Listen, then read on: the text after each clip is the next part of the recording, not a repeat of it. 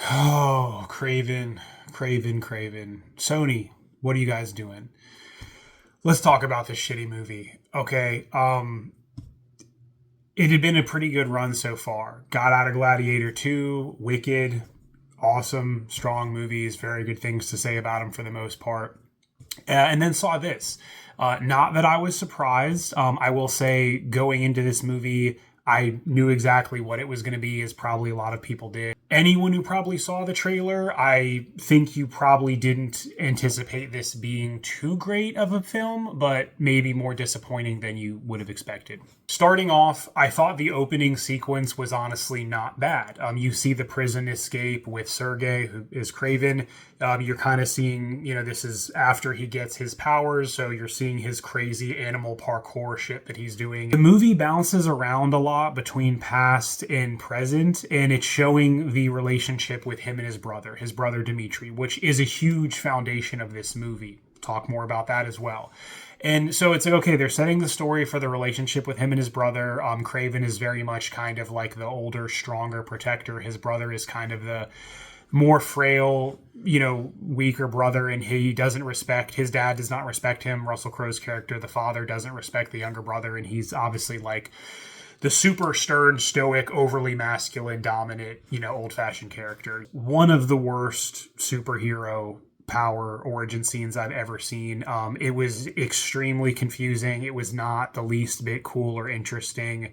And it's just extremely unclear of like what's going on and what this is actually doing. But obviously this gives him these superpowers, like, whatever.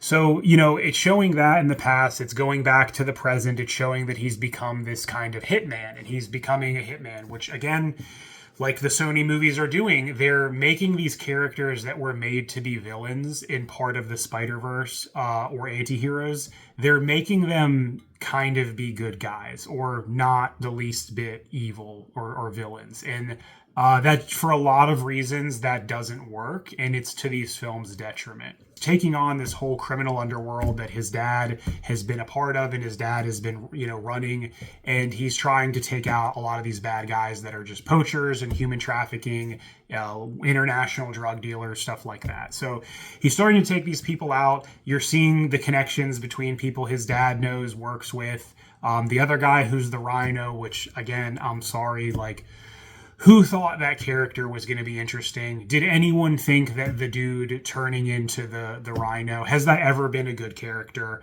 It's virtually impossible to make that character not absurdly cheesy, but at the very least, they had the minor cameo where Paul Giamatti was at least playing him kind of in a comical way in the mech suit. I honestly thought that's really the only way you can do that character. Having the dude who's wearing a chronic Disney Loungefly backpack that's giving him the meds that are keeping him from becoming the Rhino, I don't get what they were trying to do with that. I thought that villain was extremely unintimidating, uninteresting. They did a little too much comedy with it, and it didn't work. I don't know if that worked for anybody, but enough said about the villain. Just thought all of the characters were really underdeveloped. Aaron Taylor Johnson, I think he's a good actor. I think he's generally really good in action roles. He's apparently going to be the next 007. And it's not that his performance as the character was horrible. I think he only had so much to work with the script, obviously. But I don't think there was any huge motivation other than he's like, hey, I'm taking out these bad guys, and he's going to be as close to neutral as he can without really being a hero and without really being evil. And I just didn't find that there was anything super appealing about the character. I didn't think the emotional range of what he was doing in his performance was really there. His brother, Dimitri, who some of you may know, he was just in Gladiator 2 as Emperor Caracalla. The thing that just really didn't work for me is, at the end, you're seeing what happens in the resolution. It picks up and it says 1 year later. And, Kraven goes back to New York. He's going in to see his brother. It's like his annual birthday. He visits him. And I obviously they were trying to set this movie up for a potential sequel, which I don't know how they thought was going to happen. And obviously Sony confirmed that universe is over. Thank God. Needs to be put to rest as it is.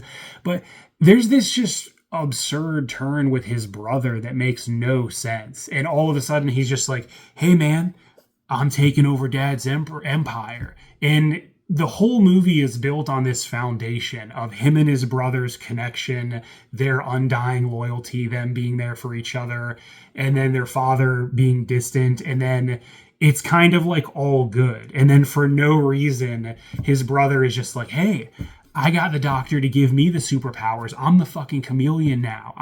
He's like, you know what, man? Everything was your fault. You put me in that situation. I'm going to take it all back. And I don't get that. Like, I found that to be just a massive reach just for the sake of setting up a sequel, but whatever. So the movie kind of ends on that turn of like, oh, like the brothers are going to eventually be pitted against each other in the sequel that's never going to happen.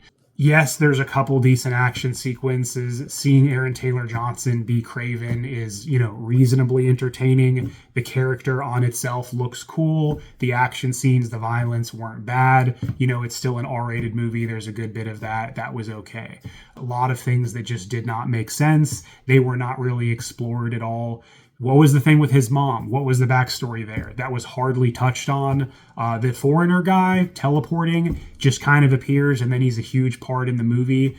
There was really no explanation with that. In conclusion, that was Kraven. I don't think anyone is going to be disappointed if they miss it. I would say if you were ever interested in seeing it, do it on streaming for free.